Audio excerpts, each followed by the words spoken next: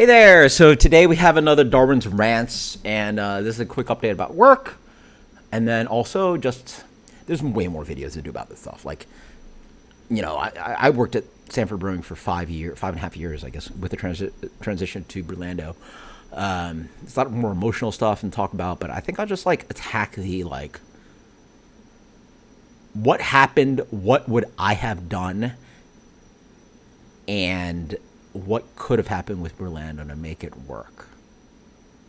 Yeah, sure. Okay. So, current situation. Thankfully, I'm at Runabout. He gave me 5 shifts this week. So cool. I literally got, quote unquote, not quote unquote, I was literally about to quit, the day before. I was literally going to go, I ain't showing up for work. It's fucking wasting my time. I'm showing up for $80.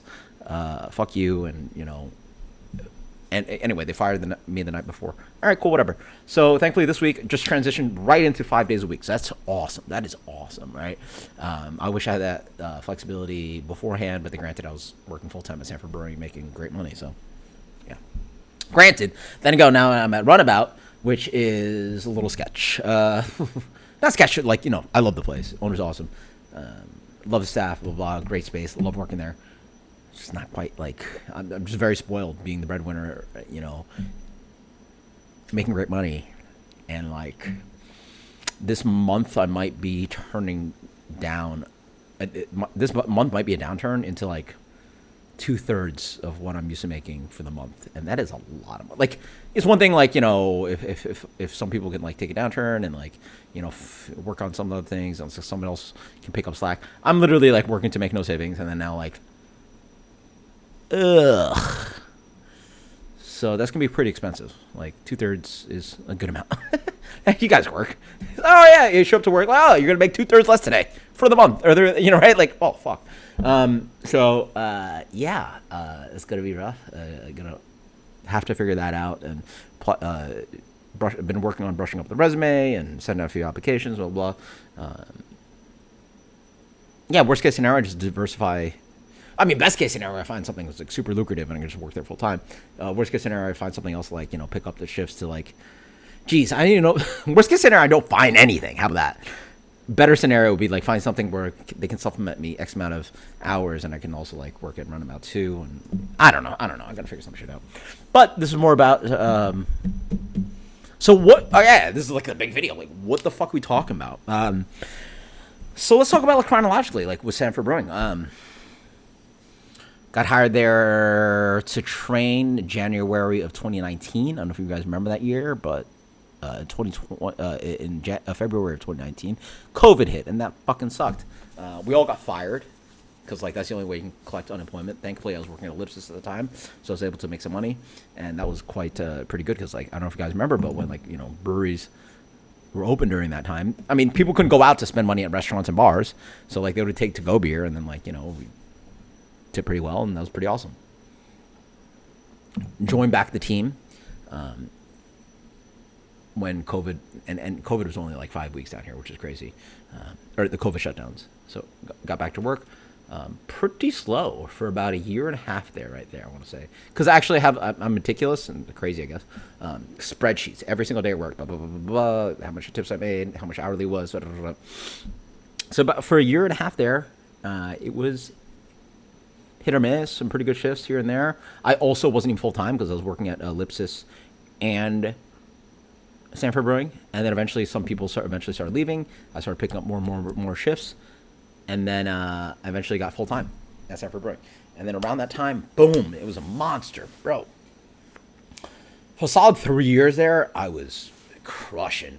And it really sucks to think about the fact that sort of don't have anything to show for it in the sense that the kids eventually went to daycare, ripped me up for $24,000 a year. I was making good money, but it all disappeared, right?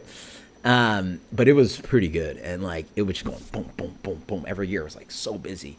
And this is with me only working I was working 5-ish shifts, maybe 6 with a double. Certainly some weeks I would hit 36, almost 40 hours, maybe hit overtime here and there just in case. But I was only doing 30. I'll check my numbers, but I solidly want to say I was working 33, 35 hours a week and still generate good revenue. That was great. So what worked? What worked and what would I fix? Okay, so what worked was that we were in Maitland, and there's really nothing in Maitland, like in where I live, like we're I guess close to where I live. I'm like 2 miles away, but like to get to anywhere nearby, you either have to go south to Winter Park, which is like a more affluent. Even then, like Maitland's way like upper middle class. Like so, Winter Park is even nicer than that, but like ain't too much out there. And then otherwise, you go to north about 2 miles, which is Altamont, which has tons of chain places. But not everybody wants to drive like 15 minutes to get on the highway and go like another 2 miles and hit all these. We were close enough that people literally can like get to us in 5 minutes and have a place where you could just have a decently priced meal and hang out with the kids and bring your kids, bring the family, blah blah blah blah. There's really nothing like that. Competing local restaurants would be sushi. Next door was a sandwich shop, but that's only open during lunch. Two fine dining Italian places, a nice kind of like seafood ish gastropub kind of thing, which like you're sitting at $30 on an entree flat, right? So like to be able to sell like hell, we opened up with a $12 fish sandwich, with one of our mahi sandwich, which was one of our best sellers. Granted, the prices went up, but then they kept raising prices. So towards the end of it, or literally at the end of it, they raised the prices all the way up to $20. I noticed the prices changing, and then there's one day I just looked at the menu. I was like, all right, we got to raise prices. COVID happened, blah blah. Happened, because now I'm talking about prices at like 2024 versus prices in 2019 when we opened, right? And in that 5 years, like I'm like, holy shit, these prices, like I wouldn't come here at that rate. So eventually the menu became a point where like, we were talking about burger with toppings at $19. We're talking about a fish sandwich at $20. Like you could literally go to the fine dining restaurant upstairs, tablecloth, vested waiter. You can get a ragu bolognese for $20, like handmade pasta, house-made ragu. So now you're gonna come to my restaurant and spend $20 on a fish sandwich? Fuck that, right? Like, no way. So that's what I fixed. I would have fixed the menu pricing. They literally, the goal was to like pour gasoline on a fire. Like the business is not doing well, so let's just like alienate people and outprice people. No, there's no way. So that was stupid as fuck. But granted, our numbers were pretty good, but towards the end, it just went choom, choom, choom, choom, choom, right? The big one they almost literally did right before it closed was build a lunch menu, because who wants to spend? So let's say fish sandwich, so one of our best selling items.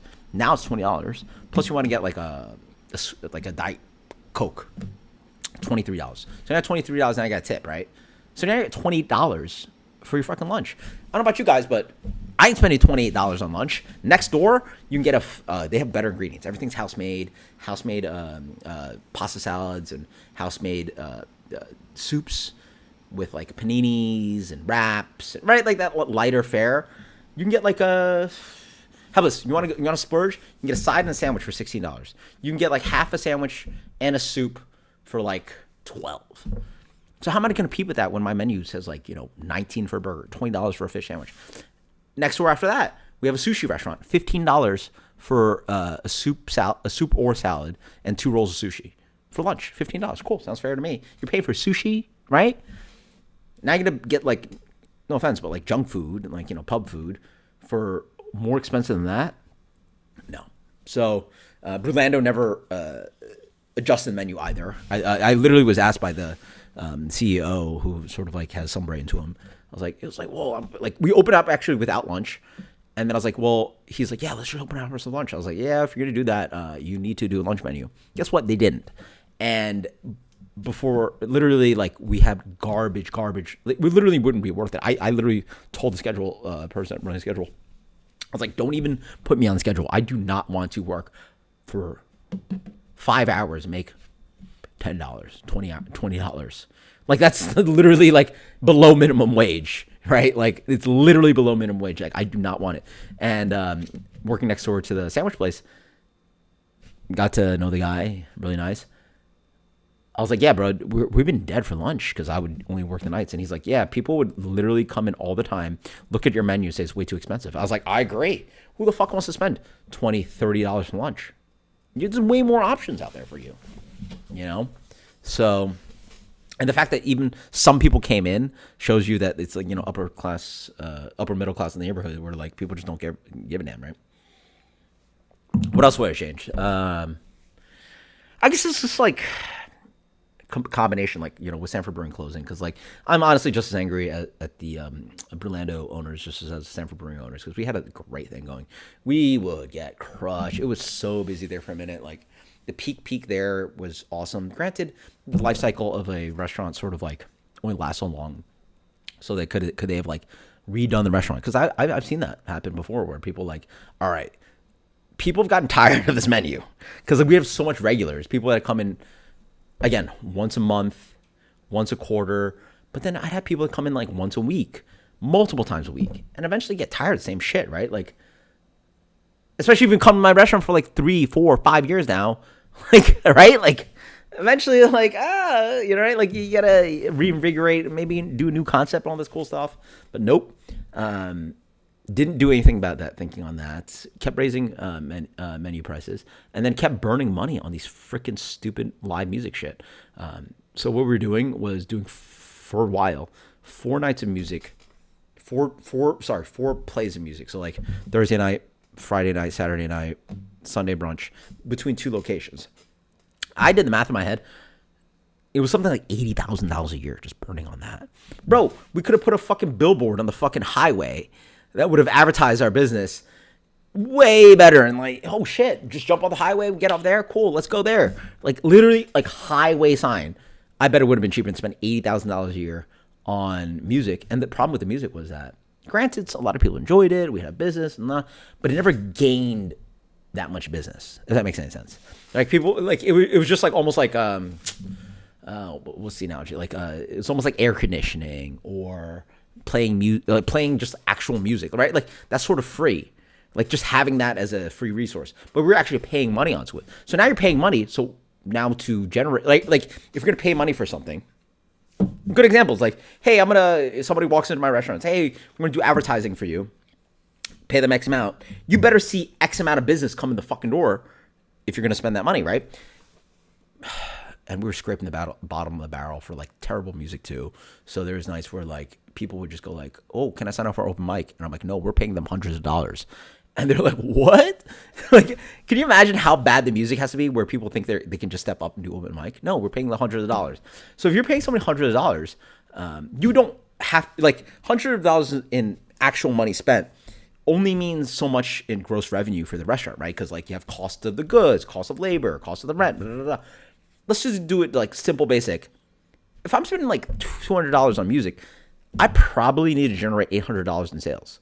No way that was happening, buddy. There's no way that it was bringing that much amount of business. Because think about $800 in sales. You're talking about, at my restaurant, let's say we're generous. An entree, 2 beers. That's very generous, by the way. No average person is spending that much. That's $40. So I need 50 people to spend $40. Oh, there's no way. There's no way that the music there generated 50 people to come in and spend $40. There's no way. This is no way. There's no way. This is just. All right, sorry, that's a grand. That's a grand right there. 50 people. That's a grand right there. So 200 or grand. Let's go grand. There's no way. There's no way. There's no way. There's no chance. Like we would just organically have that amount of business, or some amount of it. But sorry. So I would have fixed that. What else I could have fixed? Pushing specials a little bit more, making it a little bit more exciting and different. But at a point, there's almost nothing to be done. We're just generating tons of revenue. And really, I honestly think that the big one was just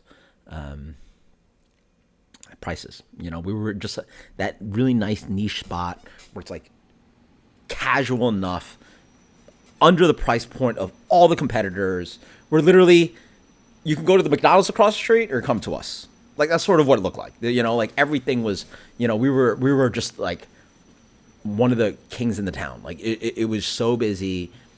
And unless you wanted to spend go to fine dining Italian, and there's 2 fine dining Italians and a seafood gastropub kind of thing in our radius, and that's it.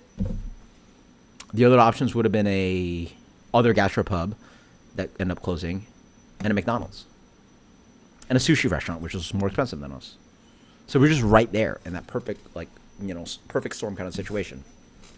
We had great staff, had a lot of regulars. We added liquor too, which helped too. That was great, adding a full bar, because like for about 2 years there, we had no liquor. But eventually we added liquor, which was great. Generated great revenue. Opened up our diversity of kind of clientele that we'd have, because like we'd have a lot of people call in and like, hey, do you have a full bar, by the way? It's like, nope. Or like people just walk in, like a bunch of ladies, and it's like, what you got? It's like, we just have wine. And they'd be like, oh, nope, we're going somewhere else, right? Like having a full bar really, I didn't notice it like completely changing the business, but it for sure made it more diversified and like have more people able to hang out. We'd also just sell more sometimes. Like, bro, you get a guy that wants like 2-3 old fashions that night, boom, that's way more revenue than selling you 3 pints, right? So, and then fuck Brewlando. I don't give a fuck about Brewlando. They're fucking idiots. Like, actually have. So like everybody from the original Sanford Brewing's all gone, and which is really rough, because like we're in a group chat and everybody's having a really hard time finding another job, which sucks, because like now I'm gonna be in that boat. Granted, I'm still working right now, but like to find another gig, like oof, to really compensate for like the revenue I was generating at Sanford Brewing was crazy. So that's gonna be rough. But then I even have like the new staff. Well, anyway, I ended up training a bunch of kids at Maitland location. It was actually incredible. Literally, they're like an 18-year-old and like a couple 20-year-old kids that have literally never worked in the restaurant industry in their entire lives, which maybe you can get away with some like basic ass place, but our place was hard to work, and that's why we generate so much revenue and made money. It was like you were the bartender, busser, bar back, manager, right? Like you just did everything. Some places like in Runabout, we have a bar back and service well, and bartenders would make your drinks and hit them. No, you would literally just run, hit the bar, make your drinks, run your food, bus tables. Blah, blah, blah, blah. You made all your money. You didn't have to tip out anybody. There's never overstaffing. You were just generating all your money. And these kids, don't know anything, which is crazy. Like literally, like picked up like a beer and like this beer and a stout, and go, which one's the hazy IPA and which one's the stout? And literally would ask me, and I'd be like, holy shit, buddy, because I poured them for him. The ticket says XYZ, so you can figure that out. But he literally picked up a hazy IPA and a stout and couldn't tell the difference. And I'm like, you're 18, you don't drink, like, you have no fucking clue. And they hired you. And I'm trying my best to train out these motherfuckers, but like, holy shit.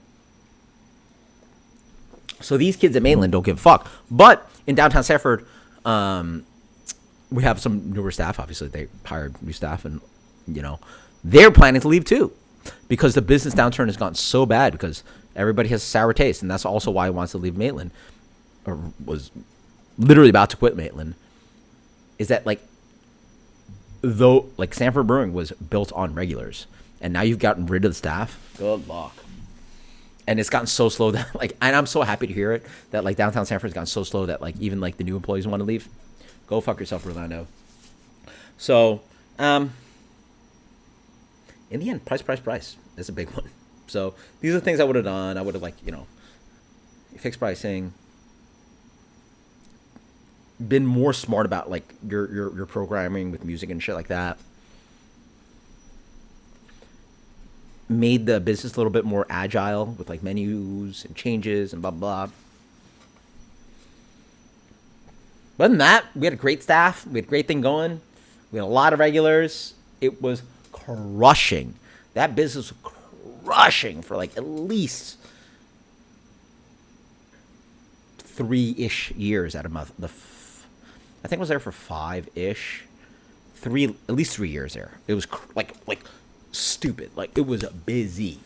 Granted, like on it downturned a little bit, and then it got really downturned here and there. But they adjusted. They adjusted hours too, which was very helpful. Brewlando did the opposite of that, expanded hours instead of limiting hours, because like you're not making revenue, so we're gonna make people just stand around more. It was incredible working at Brewlando that last month or so. Incredible. It was the most ridiculous thing I've ever seen. Like, I literally would have like cook, kitchen manager, dishwasher, cook, myself, and a bartender. 5 people standing around for anywhere from 2 to 3 hours and sell like a beer or two. We're talking about like literally, yeah, like $8 to $16 worth of sales for 5 people, and those 5 people cost like $75 an hour, something like that. Yeah, something like that. And all you sold in 3. So wait, $75 an hour. So you've spent almost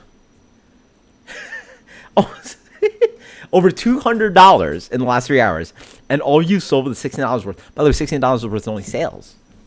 And by the way, for the employees, the front of house staff, we've made no money. The kitchen loves it. They're just standing around, they get to like deep clean and take a break and just stand around waiting.